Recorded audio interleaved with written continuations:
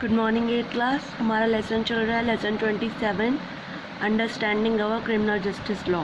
मैंने आपको बताए थे कि क्रिमिनल जस्टिस सिस्टम जो होता है उसके 4 की प्लेयर होते हैं। एक तो सबसे number 1 police, number 2 public prosecutor, number 3 defence lawyer and the 4th is जज। हमने अभी तक पढ़ा पुलिस जो होती है वो क्या कहते हैं, पार्लियामेंट का काम होता है लॉ बनाना, और जो गवर्नमेंट एनफोर्स मतलब गवर्नमेंट एजेंसीज होती हैं उनका काम होता है लॉ को एनफोर्स करना। Police are the primary law enforcement agency है। इसका मेन काम होता है प्रिवेंटिंग क्राइम को रोकना, इन्वेस्टिगेशन करना और मेंटेन करना लॉ एंड ऑर्डर। ठीक है। उसके बाद मैंने आपको बताया था कि FIR का फुल फॉर्म क्या होता है। व्हाट इज़ द, अगर आपके साथ कोई क्राइम हुए तो आप सबसे पहले क्या कराओगे, FIR यानी फर्स्ट इंफॉर्मेशन रिपोर्ट। कहाँ पर प्रिपेयर कराओगे, पुलिस स्टेशन में। क्या क्या लिखवाते हैं उसमें, सबसे पहले अपना नाम, अपना एड्रेस, डेट, टाइम, लोकेशन। उसके बाद ट्रू फैक्ट यानी इंसिडेंट। उसके बाद नेम और डिस्क्रिप्शन ऑफ द पर्सन, कौन कौन पर्सन इन्वॉल्व है, विटनेस और कौन कौन से सेक्शन उस पर अप्लाई होते हैं लॉ के। ठीक है। उसके बाद आपको बताया था कि अगर आपका ऑफर्स रिफ्यूज़ कर दे तो आप सीधा पुलिस ऑफिसर, अगर आपका वो FIR फाइल करने से मना कर दे तो देन आप जाएंगे सीधा क्या कहते हैं सुपरिटेंडेंट ऑफ पुलिस के पास, क्योंकि आपका राइट है। और आपको जब आप अपना सारा लिखवा लेंगे फर्स्ट इंफॉर्मेशन रिपोर्ट, तो आपको सिग्नेचर अपने नीचे सिग्नेचर करना है पढ़ने के बाद कि कोई उन्होंने कुछ चेंज तो नहीं किया। देन अब हम स्टार्ट करते हैं डिफेंस लॉयर। डिफेंस लॉयर क्या होता है, जो एक्सक्यूज़ होता है यानी जिसके ऊपर इल्ज़ाम लगा है उसको अपॉर्चुनिटी मिलती है टू डिफेंड अपने आप को, कि वो सही साबित कर सके कि हाँ वो सही है। तो उसके लिए वो एक हायर लॉयर करता है, अपने लिए लॉयर चॉइस करता है अपने केस को लड़ने के लिए, जिसको हम डिफेंस लॉयर कहते हैं। ये डिफेंस लॉयर क्रॉस एग्जामिनेशन करता है विटनेसेस की, और court to summon witness to prove that the accused is not guilt, और ऑल्टो आस्क मतलब कोर्ट से पूछता है जो कोर्ट की विटनेस होती है कि एक्सक्यूज़ क्यों गिल्टी है। यानी पहले वो सारे कारण पता लगाता है और फिर उनके पब्लिक प्रोसिक्यूटर के साथ यानी पुलिस के लॉयर के साथ उसकी आर्गूमेंट होती है, यानी अपने एक्सक्यूज़ को उसे सही साबित करना होता है कि वो गलत नहीं है, गिल्टी नहीं है। तो इसके लिए वो उनसे जवाब मांगता है।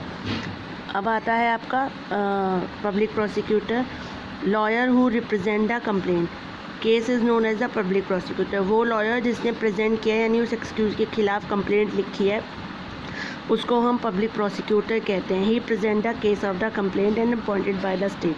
वो प्रेजेंट करता है केस ऑफ द कंप्लेंट यानी वो कंप्लेंट लिखवाता है, इज़ अपॉइंटेड, और उसको कौन अपॉइंट करता है, स्टेट यानी पुलिस वाले के बिहाफ पे वो केस लड़ता है। He presented all the facts and evidence before the court to prove that the accused. वही सारे फैक्ट्स लाता है और एविडेंस दिखाता है, सबूत दिखाता है कोर्ट के सामने कि देखो एक्सक्यूज़ इसने गलती की है। अब आता है क्रिमिनल जस्टिस। क्रिमिनल जस्टिस में क्या होता है, पूरा प्रोसीजर आपको बताया। 4 की प्लेयर होते हैं, police, defence lawyer, public prosecutor and last one is जज। क्रिमिनल जस्टिस सिस्टम है of practice and institution of government directed at upholding social control, deterring and mitigating crime or sanitating those who violate law with criminal penalty as evaluations effort। यानी criminal justice वो system है जिसमें जो government के institution होते हैं वो uphold करते हैं यानी सोशल कंट्रोल बना के रखते हैं, क्राइम ना हो उसका उनको ध्यान रखना होता है, और अगर क्राइम हो गया है तो उस व्यक्ति को पनिशमेंट मिले, और इसके अलावा उनको पेनल्टी मिलते हैं, और रिबेलियन एफर्ट यानी कि उनको दोबारा से अच्छा आदमी बनाने के लिए उसको पुनर्वास दिया जाता है कि वो मतलब सज़ा दी जाती है इस तरह से कि वो उसके अंदर कोई गलत विचार ना है और उसको डर रहे और आगे से वो ये काम ना करे। दोज एक्सक्यूज ऑफ क्राइम है protection against abuse, investigating and prosecution power. जो एक्सक्यूज़ ऑफ क्राइम होता है उसमें प्रोटेक्शन अगेंस्ट अब्यूज़ यानी जो अब्यूज़ है, इसने गलत काम किया है उसकी प्रोटेक्शन करना भी, और उसको समझाने का काम एक तरह से होता है कि उसने जो ये काम किया गलत है, उसको ये दोबारा काम नहीं करना है। प्रोसीजर ऑफ सिविल केस, जो प्रोसीजर होता है, 2 केस होते हैं, civil case and criminal case. जो प्रोसीजर है सिविल केस और क्रिमिनल केस का बहुत डिफरेंट होता है। मानो फैमिली और प्रॉपर्टी डिस्प्यूट है, यानी सिविल केस है, झगड़ा है, तो दोनों इन्वॉल्व पार्टी अप्रोच करती हैं कोर्ट में और कोर्ट जो है उनके मैटर को सेटल करती है। When an incident like a crime, पर जब क्राइम होता है, कोई एक्सीडेंट हो जाता है, तो ये ड्यूटी बनती है पुलिस की कि पहले वो उस केस को इन्वेस्टिगेट करे। If it warrant the attention to the court, उसको वारंट चाहिए तो वो कोर्ट ऑफ लॉ से वारंट ले, ब्रिंग इट बिफोर, देन उसके बाद अपना काम स्टार्ट करे और फिर एक्सक्यूज को अरेस्ट करे। After an FIR has been filed, जब FIR लिखी जाती है उसके बाद एक्सक्यूज को अरेस्ट किया जाता है स्टेटमेंट्स पे, बेस्ड ऑन यानी कि सामने वाले के स्टेटमेंट पे, विटनेस पे, मेड बाय द विटनेस, यानी सामने वाले गवाह ने जो विटनेस दिया उसके आधार पर एक्सक्यूज को गिरफ्तार किया जाता है। इसके अलावा ऑल अवेलेबल एविडेंस, यानी जो बाकी के सबूत हैं वो पुलिस कलेक्ट करती है। पुलिस देन उसके बाद पुलिस फाइल करती है चार्जशीट, किस में, कोर्ट में, यानी वो 24 घंटे के अंदर कोर्ट में ले जाना पड़ता है, अगेंस्ट द एक्सक्यूज पर्सन के खिलाफ। Even after the accused is arrested, यहाँ तक कि जब एक्सक्यूज को अरेस्ट किया जाता है, देन पुलिस को भी कुछ गाइडलाइंस फॉलो करनी पड़ती है कि मारना नहीं है, पीटना नहीं है। आपको उसको बताना पड़ेगा कि वो अरेस्ट क्यों किया गया है। अगर उस छोटा बच्चा है तो भी ध्यान में रखना है, लेडी है तो भी ध्यान में रखना है, और अगर उसके घर वाले बाहर रहते हैं तो उनको खबर पहुंचाना, यानी ये सारे गाइडलाइंस पुलिस को फॉलो करनी पड़ती है। The accused can also be granted bail, accused को बेल मिल जाती है, यानी ज़मानत पे छोड़ दिया जाता है। अगर डिफेंस लॉयर कोर्ट से बेल लेता है तो एक्सक्यूज को ज़मानत मिल जाती है, यानी आज़ादी मिल गई, नहीं ज़मानत मिल जाती है, जेल में नहीं रहना पड़ता जब तक कि उसका केस चलता है। आता है देयर आर 2 लॉयर्स, यहाँ पर 2 लॉयर्स थे, द डिफेंस लॉयर जो फाइट करता है एक्सक्यूज के, and the public prosecutor who fight the trial against excuse in open court, यानी कि डिफेंस लॉयर जो फाइट करता है ट्रायल अपने एक्सक्यूज़ को छुड़ाने के लिए, पब्लिक प्रोसिक्यूटर जो फाइट करता है एक्सक्यूज़ के खिलाफ ओपन कोर्ट के अंदर, खुलेआम यानी दोनों अपनी अपनी बात रखते हैं। वो पब्लिक प्रोसिक्यूटर रखता है कि वो गिल्टी है और क्यों गिल्टी है, डिफेंस लॉयर ये रखता है कि वो गिल्टी नहीं है तो क्या वजह है। डिफेंस लॉयर अरेंज करता है for the government on its own expense case the accused is no position to do so in order to ensure a free trial.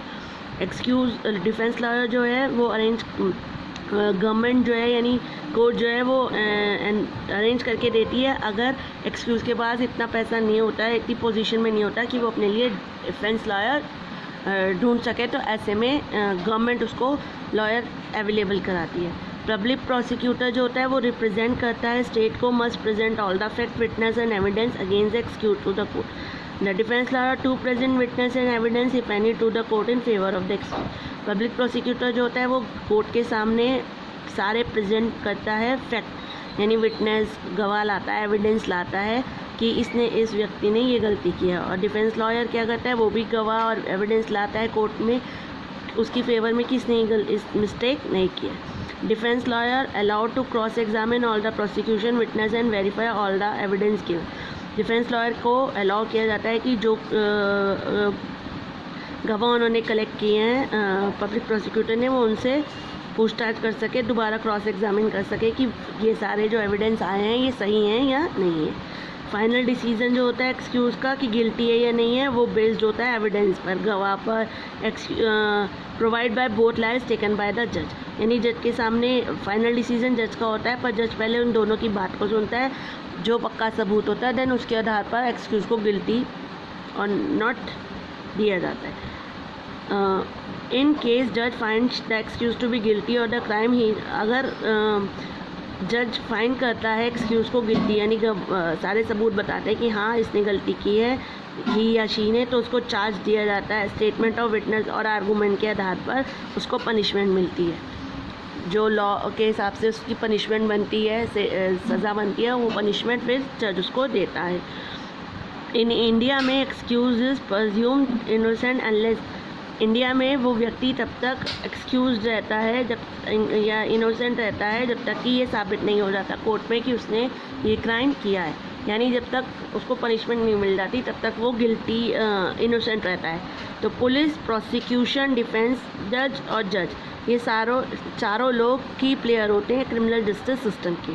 Each of them हर कोई अपनी ड्यूटी करता है, पर ये उनके लिए ज़रूरी है कि वो अपनी ड्यूटी रिस्पॉन्सिबल मतलब फेयर तरीके से करें, किसी के साथ भी कोई पक्षपात ना करें, सभी लोगों को इम्पार्शल बिना भेदभाव के जस्टिस न्याय की प्राप्ति हो। ये इन चारों की रिस्पॉन्सिबिलिटी है कि फेयर तरीके से अपनी अपनी ड्यूटीज़ को करें।